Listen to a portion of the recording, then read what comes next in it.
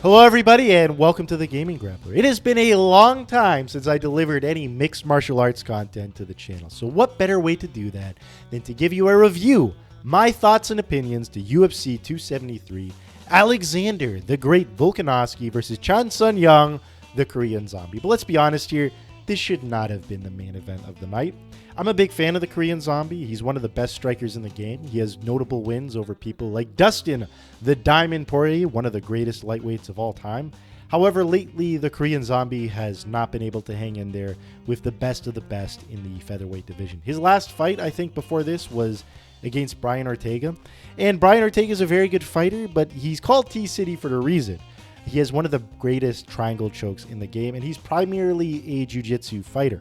And in that fight, Korean Zombie was going in there as a striker, and Brian Ortega didn't use any jiu-jitsu to beat the guy. He primarily beat him in striking. So the jiu-jitsu guy beat the striker in the striking department, which is a recipe for disaster going into this fight. Now, it's pretty clear that Chan Sun Young was just filling in for Max Holloway, who, for whatever reason, was not able to show up for this fight. And I'm going to be honest, I completely skipped this fight in the card because it basically went down exactly how I expected it to go down. It should not have been the main event of the night. I will talk about it, but that'll be much later into it. It's pretty clear to me that the real main event should have been Aljamain Sterling versus Petr Yan. There was a lot of bad blood between these two guys going into the fight. As we know, the first time they fought, Petr Yan lost the fight due to disqualification.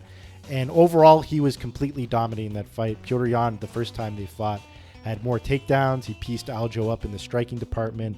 So going into this one, he was hugely favored to win, and for a good reason. I mean, he completely dominated him the first time they fought. And Aljamain Sterling decided to completely lean into being a shitheel, and I actually enjoy the fact he did that. In the press conferences, I shit you not, he brought a football helmet and a rule book in there, so he completely leaned into being a heel. And I completely respect that kind of behavior. Sometimes it's good to just lean into being the bad guy, and I think it paid off in the long run. One of the smart things that Aljo did before going into this fight is he fixed his neck. The guy has an artificial disc in his neck, and it definitely shows that that injury probably held him back the first time they fought. Again, I'm going to get more into this fight later, but let's get into the real reason why we all came to see this fight card. The people's main event, Gilbert Durinho Burns versus Khamzat Chimaev. So I basically went downtown for the first time in a long time to go watch this fight at a bar. It's a little bit depressing that ever since, the virus of unknown origin that hit us, that a lot of my favorite sports bars downtown have shut down. So I had to really go look around and find a place that was airing the fight. And it didn't have your typical MMA crowd, but the people were there to see the fight. And it did pop off when these two guys went at it. This was definitely fight of the night for a reason. It was a lot more competitive than anyone thought it was going into it. And so going into this fight, I basically was completely on the Khamzat Chimaev hype train, as everybody else was. I gave him about a 70% chance of victory, but I gave a little bit of wiggle room for Gilbert Burns. I gave him a 30% chance of victory because I think that Gilbert Burns was severely underrated going into this fight. Even yours truly severely underrated him. But, there is a reason why Khamzat Chimaev, why there's so much hype behind him. For starters, this guy just has that star power energy. There's just something about him. For one, he just has that energy behind him. He starts, in his walkout, he starts giving the Ric Flair, woo! There's a reason why I do that. It gets you hype as fuck and motivated for whatever the hell you're doing. And there's also this other moment when Gilbert Burns was walking out, where Khamzat Chimaev was just sitting on the cage, and he looked chill as hell. Like he looked like a bird just chilling on a power line. I'd never seen somebody that calm and imposing before one of the biggest fights of their life. So the guy just has that star power energy, and he has some legitimate accolades behind him. He's finished most of his UFC fights within the first round. He has knockouts, he has submissions. The guy has everything. But let's not sleep on Gilbert Burns. There's a reason why I think he did really well in this fight. Gilbert Burns also has some accolades behind his name. He is a 4-time world champion gold medalist in jiu-jitsu, and he is one of the most well-rounded fighters in the welterweight division. He has good striking, he is a power puncher, and of course he has that jiu-jitsu he can always lean on. And let's not forget that when Gilbert Burns fought Kamaru Usman, well, he did lose that fight and he got pieced up in the later rounds. he is the first person I've ever seen that really put Kamaru Usman in any form of a compromised position. He almost knocked out Kamaru Usman in the first round. And really, I think Kamaru Usman is the only type of person that can rebound from that bad of a first round where he almost got knocked out. It really takes a championship level of opponent in order to make a quick adjustment and defend yourself and then going on to win the fight with the jab. So again, Gilbert Burns, one of the greatest fighters out there, and it definitely showed in this fight. So when the fight started, it looked like a typical Khamzat Chimaev fight in the first round where he was dominating in the striking and the wrestling. But one of the things we did see in the wrestling department was that Gilbert Burns had really good takedown defense against Khamzat Chimaev. While Khamzat Chimaev may have been able to get him to the ground, he had to struggle to get him there. And even when he did get him in the ground, Gilbert Burns would threaten him with triangle chokes and arm bars and make it overall not a safe position for Khamzat Chimaev to be in. But then when the fight got on the feet, Khamzat hit him with a power shot, knocked Gilbert Burns on the floor, and Khamzat pretty much almost finished him in the first round. So again, in the first round, it looked like your typical Khamzat Chimaev fight. But in the second round, this is when things changed and things got interesting. Again, Khamzat tried to get the wrestling going, but again, it was pretty ineffectual. Gilbert Burns was able to defend most of the takedown, recover from the takedowns if Khamzat did take him down, and get back on his feet. I think Gilbert Burns showed that he is a power puncher. He really pieced up Khamzat in the striking department. And I think one of the biggest mistakes that Khamzat made in this fight is the guy is 6'2", and he has the range of somebody who was 6'2", but one of the things he didn't do right was that he did not keep Gilbert Burns at the end of his jab within the first and the second round. He was right within Gilbert Burns' range, and you don't want to be there. While Gilbert is a shorter fighter, one of the things you have to look out for with shorter guys is that when you are in their range, a short and muscular person like Gilbert Burns can generate a lot of power when you are up close and personal with him. He can generate a lot of torque off his punches. You do not want to be in the shorter man's range, and Khamzat was there a lot.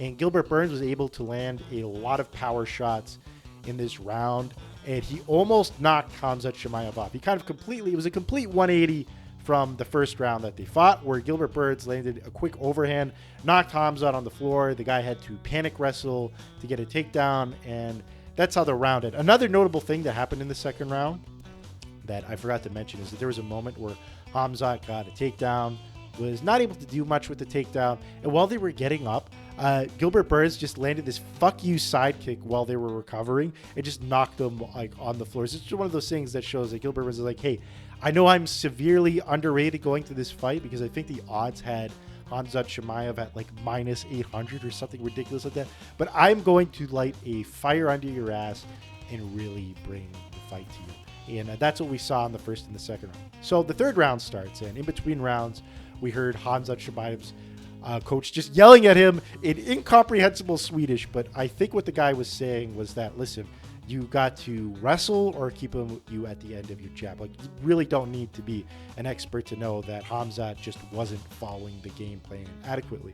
But at the start of the third round, it seems that Khamzat actually took his coach's words to heart and started doing so. He was keeping Gilbert at the end of his jab. He was working good wrestling defense because Gilbert made a really big mistake at the start of this round. Gilbert tried to get a takedown on Khamzat Chimaev, and I think it was an ego takedown. I think he was just trying to show that, look, I'm a good grappler in my own right, and while you think you're a good grappler, I'm going to put that to the test and put you on the ground. While offensive wrestling can be one of the most draining things on a man's gas tank. And immediately after that failed takedown attempt, Gilbert looked fucking gassed. This guy looked like he was in the deep end of a swimming pool, and he just looked fucking exhausted. So the first half, the majority of the third round, Khamzat kept him at the end of his jab. And I'm going to be honest, when I saw this live at a bar, I thought Gilbert Burns was winning the third fight, but when I watched this live at home, well, not live at home, when I watched the replay at home on a nice TV, not in a bar where the TV was obscured half the time, I was able to notice that Khamzat was really working his jab game just completely on point in the third round. He was dominating the majority of the round. Now, Gilbert Burns did end the round on a high point where he just started emptying the gas tank and throwing a series of consecutive power shots. And a lot of those power shots actually landed on Khamzat Chimaev. This is just a weakness of the guy. that we have finally seen for the first time is that he doesn't have the best head movement out there. He just kind of staples his hands to his forehead and just kind of blocks hits. He doesn't really move the head too much. And it's probably because he should have been leaning on his wrestling more. So Gilbert Burns ended the round on a high note, but the majority of the third round was dominated by Khamzat Chimaev. So I do think that Khamzat definitely deserved to win this fight based off of that alone. Now, the crowd apparently had the same opinion I had when I saw the fight live at a bar, where the crowd opinion completely turned on Khamzat, and they were cheering Gilbert Burns, which was pretty unique. It was one of the best fights I've seen in a long time. Fight of the night. This fight was, I think, as good as Justin the Highlight Gaethje versus the ridiculous Michael Chandler. That was one of the best fights I've ever seen.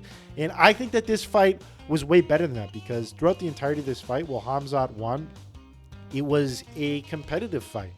It was a competitive fight from start to finish, and it could have went either way. And I love fights like that. And now we have the co-main event, which should have been the main event, because this was a very competitive fight from start to finish, and it ended up in a controversial split decision, which I think I'm going to agree with in hindsight now that I've rewatched the fight and analyzed it from start to finish.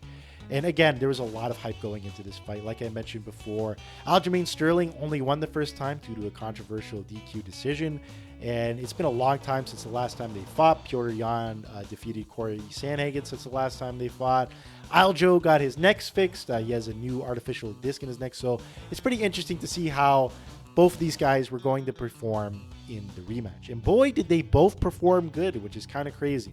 So in the first round was completely up for grabs. You could argue that Petr Yan may have been more effective in the striking department, but again, this round was completely up for grabs. What wasn't up for grabs was rounds 2 and 3, where Aljamain Sterling was able to completely dominate Petr Yan in the grappling department.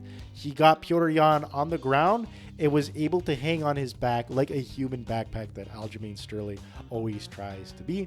And when he was on the back, he just stayed there. And again, think about this through the perspective of a judge.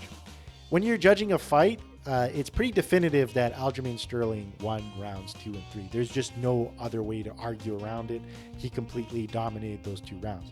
In rounds 4 and 5, however, Petr Yan then went on to dominate Aljamain Sterling in the striking department. And in rounds 4 and 5, it looked a lot like the first time they fought, where Petr Yan was able to deny the vast majority of Aljamain Sterling's takedown attempts, and he was able to piece up Aljo in the striking department. And we were completely in Petr Yan's territory. So at the end of the fight, we have to really analyze who won the fight.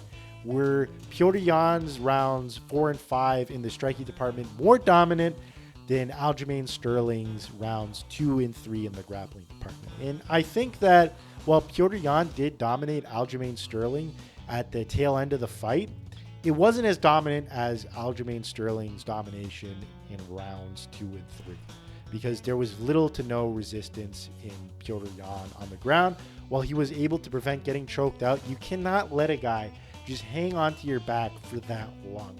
You can't have Aljamain Sterling fucking hanging onto your back for 10 minutes at a time. And as we know, round 1 was completely up for grabs. So was it split decision?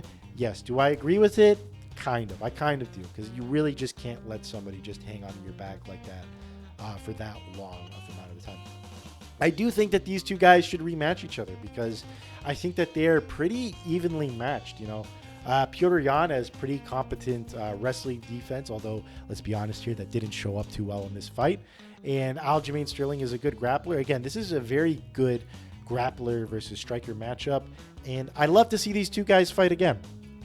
Woo boy! And now we're here for the main event. Aleksandar the Great Volkanovski versus Chan Sun Young, the Korean Zombie. So I did not watch this fight. When it came time to see this fight in the bar, I left because I had a sub to catch, and I really did not need to see a fight that was going to happen exactly the way I thought it was going to happen. And how this fight ended up was that Aleksandar Volkanovski dominated the Korean Zombie, kind of similar to the way that Justin Gaethje dominated Tony Ferguson. You have to understand that, again, the Korean Zombie is pretty much just filling in for Max Holloway.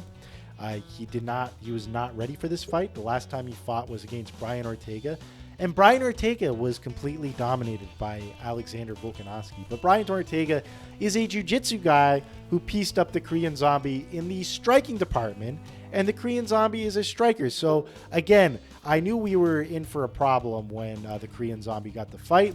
He got completely dominated from start to finish. For 3 rounds, he was getting pieced up in a very ugly way by Aleksandar Volkanovski.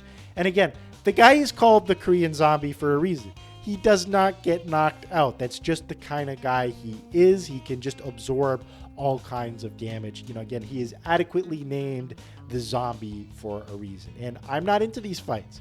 I'm a big fan of hyper-competitive fights. I'm completely fine with one person dominating the fight, but not like this where it's not competitive and the other guy is basically just receiving a boxing lesson. See, when Justin Gaethje fought Michael Chandler, and while Justin Gaethje was dominating that fight, Michael Chandler was giving something back. There was some amount of competition on the receiving end of the punishment, and there was no competition here. I'm glad I skipped this fight. This should not have been the main event of the night. It was just completely inappropriate to have these two guys matched up against each other. I think Chan Sung Young even said that he was thinking about retirement after this fight. I don't think that's entirely fair. I think there's some holes in his game that he had to fix. I just don't think that he was ready for this matchup. So again, those are my thoughts on this round. Again, I was completely disappointed by the fact that this filthy matchup was even made. So one more notable fight I want to talk about before I close out this video was between Alexei the Boa Constrictor Olynyk versus Jared Vendetta. And I know that Jared Vendetta was on a huge losing streak going into this fight, but he is a young man. He is 29 in the heavyweight division. And 29 for heavyweight is almost like being 21 years old, because in heavyweight, as we all know, power is completely dominant and everybody moves slow. And power is the last thing to leave your body in a mixed martial artist's arsenal. And Alexei Olynyk is one of the best grapplers in the heavyweight division. It is completely inspirational just to see this old guy, who is something ridiculous, like 44 years old, just go out there and put on a jiu-jitsu clinic on another guy. He choked out Jared Vendetta, and it was completely inspirational. So again, it's one of the most standout performances of the card. I think that Alexei Olynyk won a performance of the night due to how well he fought, and it was completely inspirational. And again, the crowd was booing this guy when he walked out, and they were cheering him when he won because it was completely shocking. I mean, just look at the guy. The guy does not look like a mixed martial artist. It looks like somebody's uncle just walked into an MMA octagon and somehow won the fight. So again, just shout outs to Alexei Olynyk for just being so inspirational with how well he's able to fight at his age. And you know, that's gonna close out the video. All right, so that covers pretty much everything I want to say about this card. So let me just tell you about my future plans for this channel. I have a video game review in the works. It's just in the oven right now. I've done the entirety of the audio for that review. I just got to edit together. Hopefully it will be done by the end of the week. My fingers are crossed. Again, video editing can always be a bitch. It's always a time sink. It's the worst part about making these videos. So please like, comment, and subscribe to the Gaming Grappler. And don't forget to hit the notification bell. Your subscription feed will not update unless you hit that bell. I know it's a little ridiculous, but again, the more my channel grows, the more time, effort, and dedication I could put into these videos and release them on a more frequent basis. So again, thank you. Thank you for sticking around. And again, please enjoy my content. And I love you guys. Have a good one, everyone.